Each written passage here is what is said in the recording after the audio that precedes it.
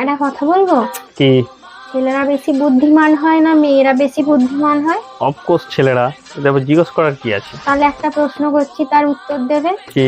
যদি তুমি হেরে যাও তাহলে তুমি আমাকে 1000 টাকা দেবে, আর যদি আমি হেরে যাই তাহলে আমি তোমাকে 500 টাকা দেবো। তুমি 500 টাকা কেন? কারণ ছেলেরা বেশি বুদ্ধিমান তাই। ও,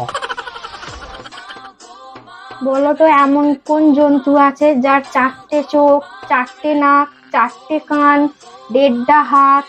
1.5খানা?